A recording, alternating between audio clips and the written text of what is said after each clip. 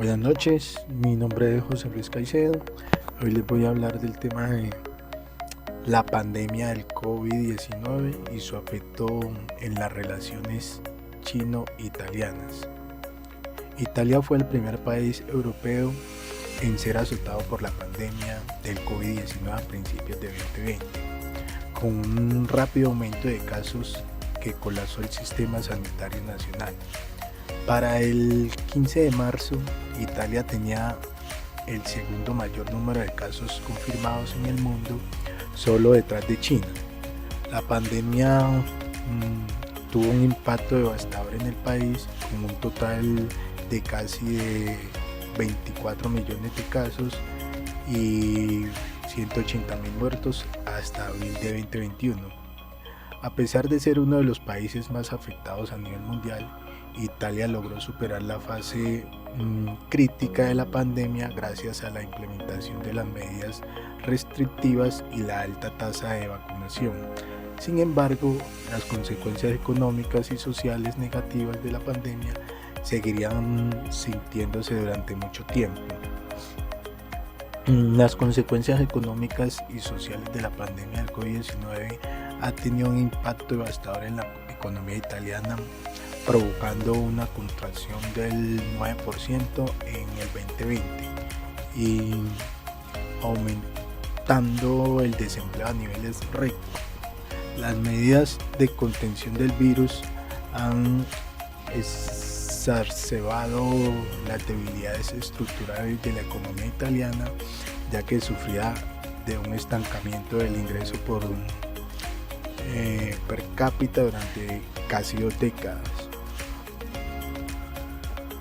A diferencia de otros países del G7, Italia no ha experimentado una recuperación económica desde la crisis del 2008.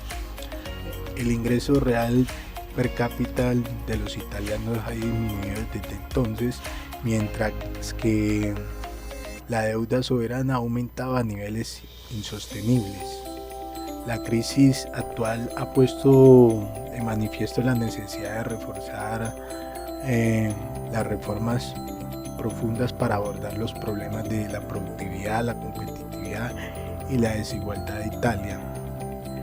Las principales consecuencias económicas y sociales de la pandemia en Italia incluyen recesión económica.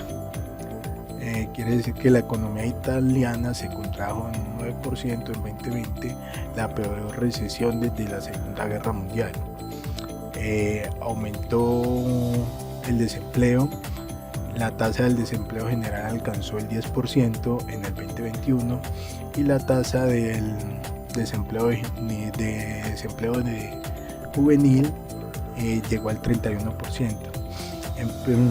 Empeoramiento de la pobreza. También se aumentó la pobreza absoluta entre los jóvenes, se elevó significativamente en la última década. Hubo crecimiento de la desigualdad, las brechas de las regiones en ingresos y el empleo se han ampliado durante la crisis. Hubo disminución del ingreso real, ya que el per cápita de los italianos ha disminuido desde el 2008, mientras que la deuda soberana ha aumentado. Se presentó un estancamiento económico, ya que la tasa de crecimiento económico promedio de Italia ha sido negativo desde el año 2000. La pandemia ha puesto de relieve la necesidad urgente de las reformas estructurales en Italia para abordar sus problemas económicos de larga data. Estas reformas deberían centrarse en mejorar la productividad, aumentar la competitividad y reducir la desigualdad.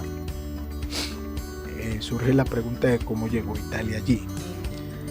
Antes del euro, Italia tenía una economía basada en exportaciones con productos competitivos. Con la llegada del euro, las empresas no se adaptaron y se enfocaron en reducir costos, lo que llevó a la deslocalización y la pérdida de competitividad. Otros factores que afectaron la economía fueron la liberación del mercado laboral, la migración informal, la falta de reformas económicas y gobernanza, la baja productividad, las altas tasas de impuestos, la mala asignación de recursos y el débil desempeño de las instituciones públicas. En conclusión, la crisis económica de Italia no se debe solo al euro, sino a los problemas estructurales internos que requieren reformas urgentes.